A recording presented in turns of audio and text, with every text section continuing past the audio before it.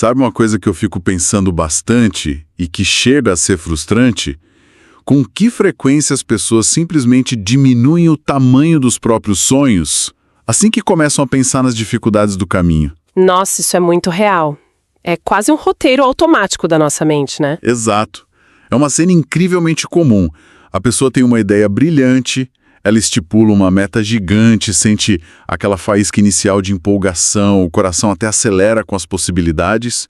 E aí, bom, o que acontece logo depois? Ela resolve sentar para fazer o planejamento detalhado. Isso, basta sentar na cadeira e tentar traçar o plano perfeito. Basta começar a calcular o trabalho monumental que vai dar, sabe? O dinheiro que precisa, os contatos que faltam, as noites sem dormir. Em questão de minutos, aquela montanha colossal e majestosa vira um montinho de terra. A ambição encolhe. Total. Aquele projeto ousado se transforma em uma meta medíocre e a pessoa acaba aceitando algo infinitamente menor do que ela realmente queria lá no começo. Eu vejo isso como um fenômeno comportamental bem clássico, sabe? É uma espécie de autossabotagem por antecipação. O nosso cérebro, na tentativa de proteger a gente de um gasto de energia muito grande e de uma possível frustração, ele acaba atuando como um sensor super impiedoso. Um sensor que corta a ideia pela raiz. Exatamente. E é exatamente essa mecânica que a gente vai investigar na nossa análise de hoje. A missão desse nosso mergulho profundo é desvendar isso. Maravilha! E para quem está acompanhando a gente hoje, o material que nós temos em mãos para essa exploração traz uma abordagem muito fascinante. A gente vai mergulhar em uma série de textos baseados na filosofia de Napoleon Hill, focando principalmente na ideia de blindagem mental e naquele foco inabalável no destino. Encontro muito interessante nessas fontes, que é a forma como eles abordam a gratidão, né? Ah, sim, a grande virada do material. Eles apresentam a gratidão não como um conselho clichê de autoajuda ou um adesivo de positividade tóxica, mas como uma ferramenta prática. Lógica e extremamente tática. Isso, tática. É um manual real sobre como reprogramar a forma como o cérebro lida com a expectativa e com aquele pavor do fracasso que paralisa todo mundo. O cerne dessa nossa investigação de hoje é descobrir como desativar o que as fontes chamam de freio de mão puxado da mente. Porque a sensação é essa, né? A pessoa acelera, mas não sai do lugar. Fica patinando. Total. E para entender isso, a gente precisa desvendar por que é absolutamente vital separar a definição de um objetivo do planejamento estrutural dele. O como fazer, sabe? Nós vamos dissecar 3 passos bem claros para manter essas metas ambiciosas sem sucumbir ao medo. E principalmente examinar exemplos práticos de como aplicar a gratidão no dia a dia. Porque sem essa manutenção diária que você comentou, a coragem simplesmente evapora, né? Evapora muito rápido. Bom, eu sugiro a gente começar exatamente pelo erro mais destrutivo que os textos apontam. Aquele que parece ser o gatilho inicial desse ciclo todo de fracasso, que é a tentativa de planejar o caminho antes de cravar o destino. Nossa, sim, é o erro número 1. O material argumenta que pensar no como no momento errado arruína completamente o quê. Mas eu queria te perguntar uma coisa. O que exatamente acontece nos bastidores da nossa mente quando se comete esse erro? Por que a ambição entra em colapso tão rápido assim? Então, ocorre um verdadeiro curto-circuito na capacidade de processamento executivo do cérebro. Os textos explicam de uma forma muito didática. Se alguém tenta definir um objetivo ambicioso e, simultaneamente... Na mesma linha de raciocínio, digamos assim. Isso, na mesma hora. Começa a antecipar todas as estratégias, os obstáculos, as variáveis que podem dar errado. O sistema nervoso entra em estado de alerta máximo. A informação demais, né? É uma sobrecarga absurda de variáveis. As aparentes dificuldades do caminho, quando elas são somadas e imaginadas de uma vez só, elas geram uma resposta de estresse muito forte. O medo se instaura ali na hora. Porque a mente percebe que não dá conta. Exato. A mente consciente tem uma capacidade de processamento muito ilimitada, né? Ela percebe que não consegue resolver todas as equações ao mesmo tempo. E qual é a reação natural de defesa de qualquer sistema diante do excesso de carga? Retração, imagino. A pessoa trava. A retração. É por isso que ocorre esse nivelamento por baixo das expectativas. É o cérebro dizendo, olha, isso aqui vai gastar energia demais. Vamos escolher algo mais fácil. Nossa, faz todo sentido. O cérebro olha para aquela teia complexa de problemas hipotéticos e decide que o gasto vai ser letal. Ele opta por um caminho seguro. Sabe o que me veio à cabeça agora? O quê? Me faz pensar numa analogia muito moderna para ilustrar esse bloqueio. É tipo usar um aplicativo de GPS no celular. Ah, gostei. Como assim? Pensa comigo. Ninguém abre o mapa com a intenção de cruzar o país e tenta calcular de cabeça todas as curvas perigosas da estrada. Ninguém tenta antecipar todos os semáforos, as ruas que podem estar bloqueadas, se vai chover no meio do caminho, os acidentes na via, antes de sequer digitar o endereço final. Nossa, seria impossível. A pessoa ficaria maluca. Exatamente. Se alguém tentasse gerenciar toda essa complexidade de uma só vez, o trajeto ia parecer tão exaustivo, mas tão absurdo, que a pessoa ia simplesmente desligar a tela e não sair da garagem. É verdade. Ela ia desistir antes de ligar o carro. A lógica do GPS é muito clara, né? Primeiro, se digita o destino. Crava-se o ponto final no mapa com total clareza e ousadia. Só depois que você confirma o destino é que o sistema começa a calcular a rota, passo a passo. Essa analogia ilustra com perfeição o argumento das nossas fontes hoje. Tentar fazer o papel do satélite enquanto se tenta decidir o destino é o que aciona o tal freio de mão puxado que a gente comentou. Fica aquela coisa, gerando fumaça, desgaste, e a vida avança com muita dificuldade. Muito pouco movimento real. Mas o material fornece um roteiro comportamental super prático de como usar esse sistema de navegação mental. São 3 passos simples para estabelecer essas metas ambiciosas sem que o sistema de defesa paralise a ação. Vamos lá, qual é o primeiro passo? O primeiro passo é, de fato, definir o propósito com extrema clareza e ousadia. Ousadia, gosto dessa palavra. Sim, e isso exige uma disciplina incomum, sabia? É a recusa total em se auto-sabotar. Exige calar aquela voz interna chata que antecipa o fracasso. A voz do mas e se dá errado, né? Essa mesmo. É preciso ter a audácia de assumir internamente onde se quer chegar, sem filtros, sem ficar negociando com a mediocridade. Não dá para se contentar em manter os mesmos resultados mornos de sempre. Olha, sendo bem honesto, isso já é um desafio enorme, porque a gente é treinado desde cedo para ser, entre aspas, realista, o que muitas vezes é só um eufemismo para ser pessimista, né? Com certeza. O realismo muitas vezes mascara um medo. Mas vamos supor que o destino foi digitado no GPS com precisão máxima. Mesmo sendo um objetivo monumental, os textos avançam para um segundo passo que, eu confesso, me gerou uma certa resistência quando li a primeira vez. Ah, eu imagino por quê.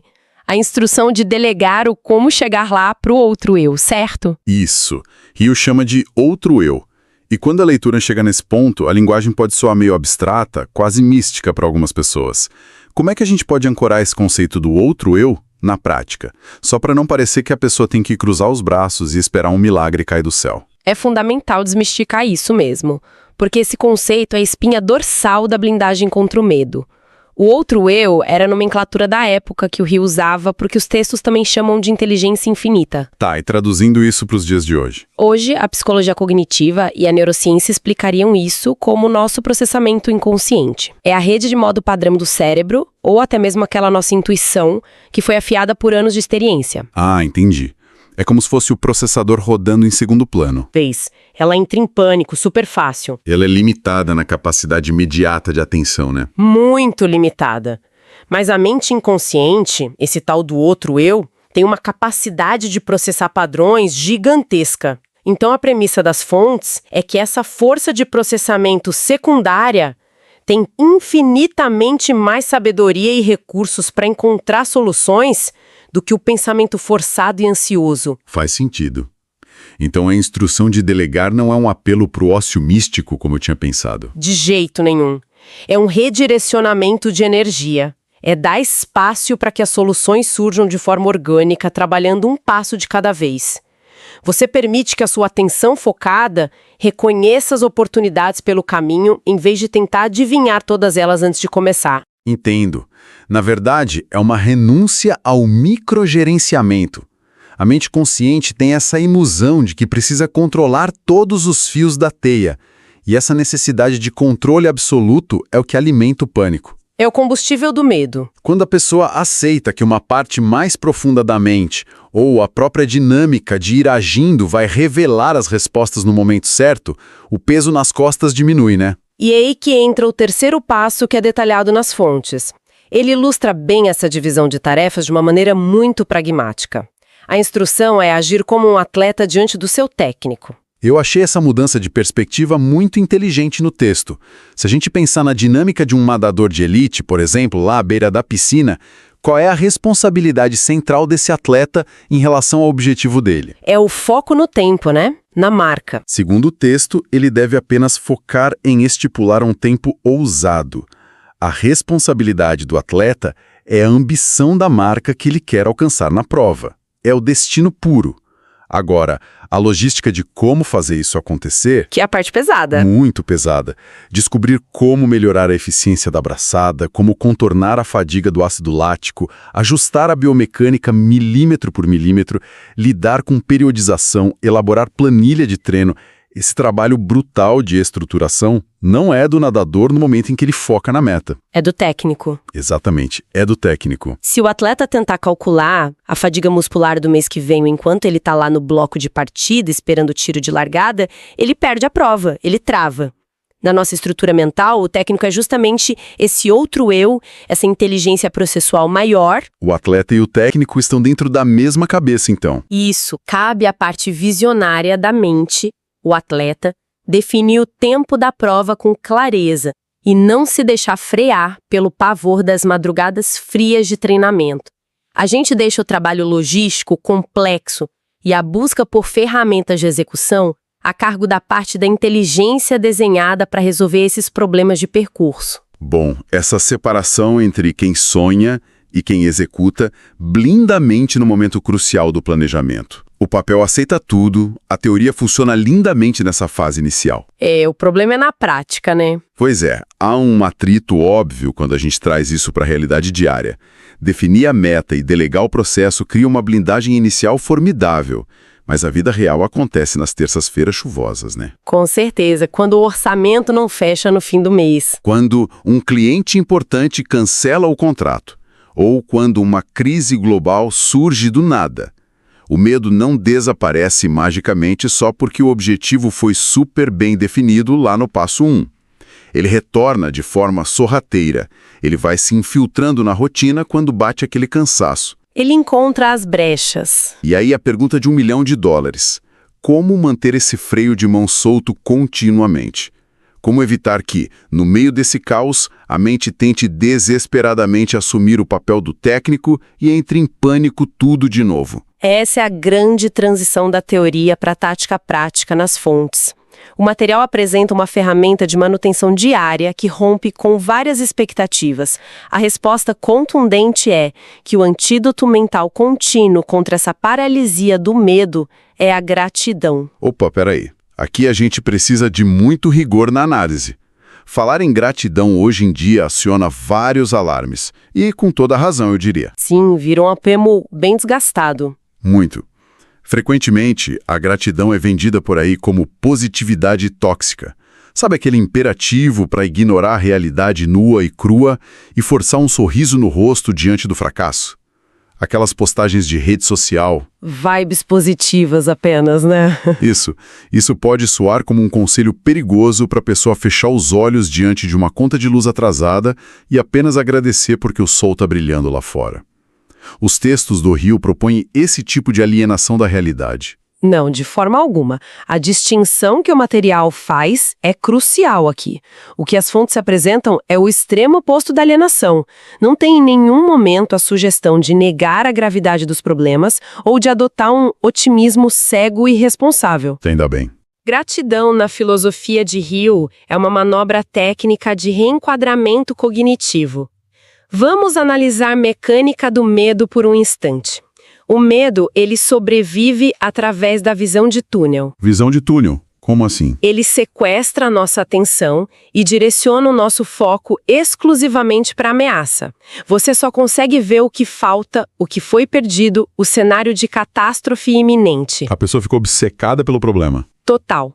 E esse estado de alerta crônico inviabiliza o sucesso porque ele cega o indivíduo para as ferramentas que ele ainda possui na mão. A gratidão atua forçando a abertura desse túnel de visão. Ela é usada como uma ferramenta rigorosa de inventário. Ferramenta de inventário. Gostei do termo. Em vez de operar a mente apenas no modo de defesa, a gratidão obriga o cérebro a reconhecer os recursos ocultos que já estão lá. Sabe que tem um relato pessoal do Napoleon Hill nos textos que ilustra essa virada tática perfeitamente. Ele conta que costumava orar e pedir por soluções apenas quando estava absolutamente encurralado, quando a crise já estava totalmente instalada na vida dele. Uma abordagem totalmente baseada no desespero. Exato. E ele notou que essa postura de focar apenas no que faltava, no buraco, alimentava ainda mais a sensação de covardia dele. A grande mudança aconteceu quando ele alterou a natureza dessa prece. O que ele fez? Em vez de pedir salvação diante da parede de dificuldades, ele passou a orar para se tornar merecedor daquilo que ele já possuía. Foi a transição do desespero para um manifesto diário de gratidão. Mas assim, eu fico curioso, qual é a engrenagem lógica por trás disso? Como exatamente o ato de agradecer afasta o pavor de falhar? A lógica está ancorada em mudar o estado fisiológico e cognitivo da pessoa.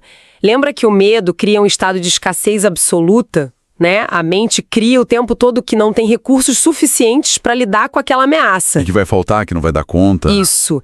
E quando ocorre essa disposição genuína e disciplinada para agradecer, a pessoa é forçada a auditar a própria vida. É um processo ativo de listar e admitir a quantidade de ativos, de conquistas e de capacidades que já estão disponíveis para ela naquele momento. Tá, então é um embate. Enquanto o medo sussurra a narrativa da vulnerabilidade e da derrota iminente, a gratidão vai lá e rebate, apresentando um relatório detalhado de recursos que provam o contrário. Exatamente. Ela desloca o foco nervoso das adversidades hipotéticas para o reconhecimento tático de uma base sólida. O nosso sistema nervoso transita do modo de sobrevivência para o modo de alocação de recursos. Agora, se a ideia é fazer esse inventário rigoroso para desmontar o argumento do medo, o que exatamente deve constar nessa lista? Porque, voltando para aquele cenário bem realista que a gente falou, às vezes a conta bancária da pessoa está literalmente zerada e o projeto faliu. Não tem dinheiro. Olhando para os exemplos práticos das fontes, o que o Hill colocou nesse manifesto diário que transformou a visão dele naqueles momentos de crise tão profunda? É justamente aqui que a estratégia demonstra como ela é sofisticada. O inventário não foca nos ativos materiais voláteis. O dinheiro, o carro, a casa. Isso, essas coisas que podem desaparecer da noite para o dia. A lista é composta pelo que as fontes chamam de ativos intangíveis.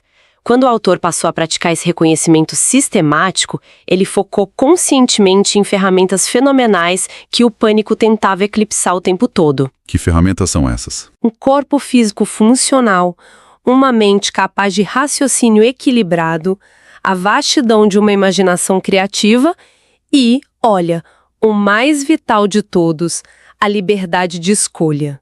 Uau! Perceber esses ativos muda completamente o jogo das proporções. Porque tem uma analogia bem clara aqui que me vem à mente. Qual? É como se alguém fosse conferir o extrato do banco durante um colapso financeiro absoluto, com a certeza de que a falência chegou. E, de repente... Acha um dinheiro esquecido. Exato. Descobre que existe um fundo de investimentos gigantesco, seguro e intocável, esquecido ali do sistema. A diferença é que, nesse caso, a gente está falando de um capital mental e biológico. Totalmente. Invisível a olho nu, mas de altíssima liquidez para resolver crises. É muito boa essa visão, porque na fricção do dia a dia, quando a gente está consumido pela urgência de apagar os incêndios, é terrivelmente fácil esquecer que a nossa capacidade de usar a imaginação criativa para bolar uma nova saída, ou até o poder intrínseco que a gente tem de tomar uma atitude diferente hoje, essas coisas estão sempre depositadas na nossa conta. Elas estão sempre lá, prontas para serem sacadas. A analogia desse fundo de investimentos oculto captura a essência do ensinamento com perfeição. E descobrir a existência contínua desse saldo resulta no terceiro grande benefício prático que as fontes descrevem: a estabilização emocional. É um reconforto muito profundo. Mas não é um reconforto passivo de sentar e esperar, né? De jeito nenhum. É a base de uma confiança agressiva, sabe? Uma confiança ativa. É um alicerce que permite que a pessoa aguente a pressão sem quebrar. Exatamente isso. Se a mente é constantemente refrescada com essas evidências inegáveis de que existem ativos tão poderosos à disposição, a ansiedade perde o combustível primário dela, que é a sensação de desamparo. O medo cede espaço para uma confiança calculada. Porque a pessoa se lembra de quem ela é e do que ela tem. Sim. Relembrar sistematicamente do próprio potencial e dessas graças intangíveis que já estão garantidas não tem relação nenhuma com ingenuidade. Pelo contrário, é o método mais ativo que existe para impedir que a nossa capacidade de decisão seja esmagada pela pressão das dificuldades do percurso. É uma blindagem real. É uma forma de garantir que o raciocínio claro permaneça intacto, mesmo na tempestade. E isso, se a gente pensar bem, estabelece uma ponte direta com a realidade atual de quem acompanha o nosso programa e busca alta performance e clareza mental. Porque nunca antes na história humana o nosso cérebro foi tão bombardeado por estímulos projetados para gerar medo. A gente vive numa era de sobrecarga brutal, né? Nossa, o tempo todo. A atenção da gente é hackeada o tempo todo. É um ciclo de notificações ininterruptas no celular, alertas de crises econômicas a cada minuto nos noticiários, uma pressão implacável por produtividade no trabalho. A ansiedade crônica parece que se tornou a configuração padrão da nossa sociedade moderna. Triste, mas é verdade. Virou normal. Nesse cenário, aplicar essa técnica do inventário prático de ativos intangíveis deixa de ser apenas uma leitura filosófica agradável para os finais de semana. Isso se torna um protocolo de higiene mental indispensável.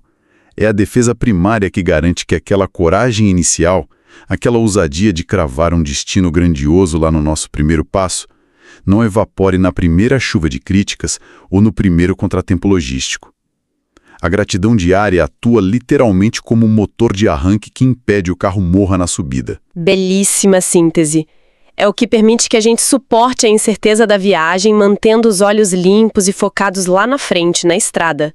Essa prática afasta de vez a mentalidade de vítima e nutre aquela coragem necessária para a gente continuar delegando a complexidade do processo para a inteligência maior, sabe? Com aquela certeza silenciosa de que as ferramentas que a gente precisa já estão no nosso arsenal. A gente confia que o técnico vai fazer a parte dele. Isso, confia no técnico, desde que a visão do atleta não seja contaminada pelo pânico. Fantástico. O que nos fornece uma visão completa e super integrada dessas fontes excepcionais que a gente avaliou. É muito produtivo a gente recapitular a arquitetura dessas descobertas que estruturaram a exploração de hoje. Para quem está com a gente até agora, começamos com o diagnóstico preciso de um erro que é quase universal. O perigo letal de tentar estabelecer um destino ambicioso e no mesmíssimo segundo forçar nossa mente a mapear e resolver todos os obstáculos, os abismos e os imprevistos do trajeto. Essa sobrecarga cognitiva é o que aciona o maldito freio de mão dos nossos objetivos. E a solução para evitar esse colapso foi delineada nos 3 passos estratégicos cruciais, né? Primeiro, a definição do propósito com aquela ousadia e clareza inegociáveis, eliminando qualquer sombra de autossabotagem prévia. Sem medo de sonhar grande. Exato. Segundo, a decisão bem técnica de delegar a logística exaustiva e o processo criativo de como chegar lá ao processamento mais profundo e intuitivo do outro eu. E terceiro, a incorporação daquela postura mental do atleta. O atleta foca implacavelmente no tempo a ser batido na prova, deixando a engenharia minuciosa do treinamento a cargo do treinador. Perfeito.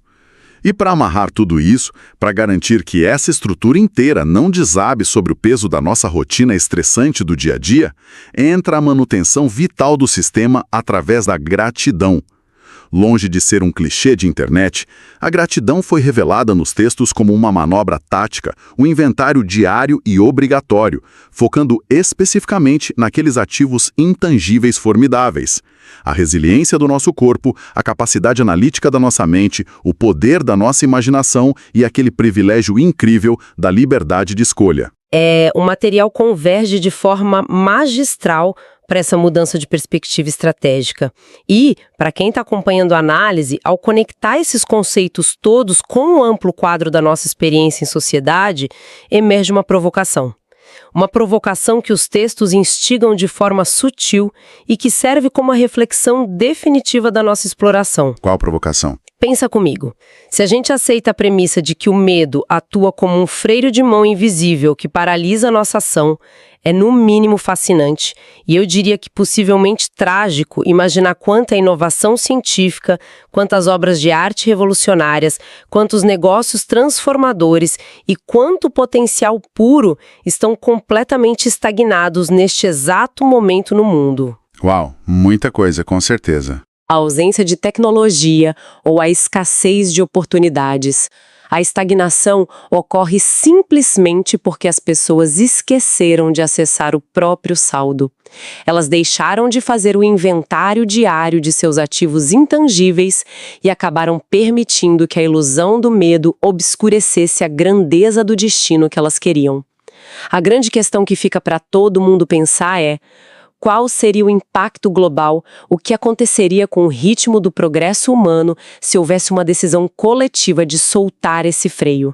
Se as mentes focassem inteiramente na ousadia inabalável do destino e fossem permanentemente abastecidas pelo poder pragmático da gratidão tática. Nossa, é uma visão de mundo formidável. Chega a arrepiar. Imaginar uma realidade se movendo com o freio de mão finalmente solto e todo o potencial humano destravado. É a provocação perfeita para reverberar muito além dessa nossa discussão de hoje. Porque, no fim das contas, o propósito de dissecar materiais complexos como esse é justamente encontrar as ferramentas para simplificar e fortalecer as nossas decisões na vida prática, né? Exatamente. Abrir espaço na mente. Isso, abrindo espaço na mente para que o medo e a confusão deem lugar à estratégia límpida. Fica então a expectativa de que a exploração de hoje traga uma renovação profunda de perspectiva para todo mundo que está com a gente, provando que é sim possível começar uma grande jornada sem precisar ter controle absoluto sobre cada curva da estrada lá na frente. A nossa recomendação final é clara. Mantenham as expectativas implacavelmente altas, digitem destinos ousados no GPS da mente e tornem um hábito inegociável a conferência diária daquele fundo de investimentos mental que é cheio de ativos invisíveis e extraordinariamente poderosos. O trajeto continua. Até a nossa próxima investigação.